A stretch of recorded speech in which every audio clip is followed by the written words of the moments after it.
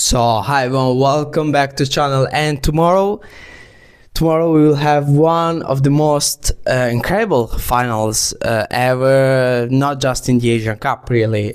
We have one big surprise, Jordan and Qatar, the hosts, the champs. They're trying to keep the championship and keep the Asian champs title for another 4 years, but still they are a surprise as well. I mean, Qatar wasn't really the favorite for a lot of people. A lot of people thought, yes, Qatar might go on a run, but perhaps quarterfinals, that's the goal that everyone was setting up for Qatar. But no, they've reached the final once again after 2019. 2 finals in a row. It's the first time since Japan did it back in 2000 and then 2004. And yeah, we'll see if, like Japan, they're gonna win it again. Japan in 2000 won it, 2004 won it against China in China. And yeah, Qatar is looking to do that. Everyone is arguing if Jordan is the favorite, is Qatar the favorite? I mean, certainly Jordan had the cleaner path of them all. What I mean for cleaner path, I mean they didn't have really to go to extra time or penalty kicks in this Asian Cup. Qatar had to go to penalty kicks in the quarterfinals. Yes, Jordan had the drama in the round of 16 where they went ahead, then Iraq recovered and went ahead. There was the ejection of Hussein, then the 2 goals in the last 2 minutes for Jordan. And yeah, I mean, that was a big thing, a big win that perhaps gave them the energy to get to this final. We have the 2 candidates for the MVP of the tournament, Akram Afif and Musa التعمري. And you can argue that النعيمات, you can argue that other players can still, I mean, think about being the MVP of the tournament, but everyone now is thinking about the cup.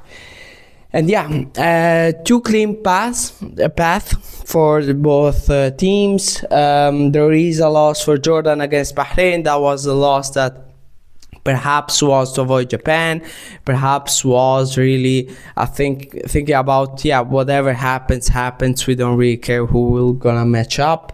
And yeah, for the rest, the draw against Korea, South Korea in the groups, and then all the wins for Qatar. They've won all the games besides, I mean, yes, they won against Uzbekistan, but in the 120 minutes it was a draw against Uzbekistan. So yeah, I mean, we're seeing 2 teams that we really didn't expect to be in the finals.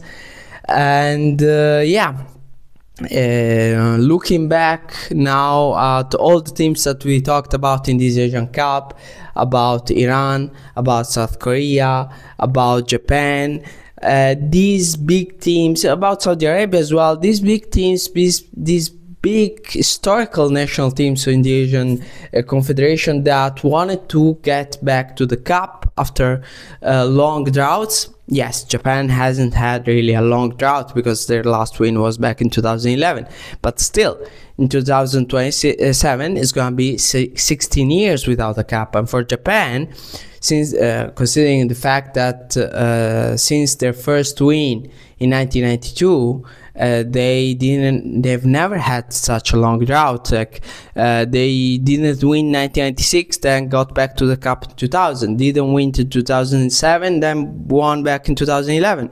But now it's gonna be 16 years. And considering also the fact that Japan has one of their best teams ever, I mean, it's impressive. And you have Iran is gonna be 51 years. South Korea is gonna be 67 years. So Saudi Arabia is gonna host the tournament. It's gonna be 31 years. So these are numbers that give you the importance of this Asian Cup, give you the importance of this final, and the historical achievement that Qatar winning it for the 2nd time would have, and Jordan winning it for the 1st time ever would have. I'm not gonna give previews. Again, I'm saying Jordan perhaps is looking better, but Qatar are playing at home, and that's really, really important when you are in such an important tournament. That's pretty much it for this video. Thank you all very, very much for watching. We're gonna talk still about this final. Perhaps I'm gonna make another video later today, and then we will see what happens tomorrow. Thank you all very much for watching, and see you soon.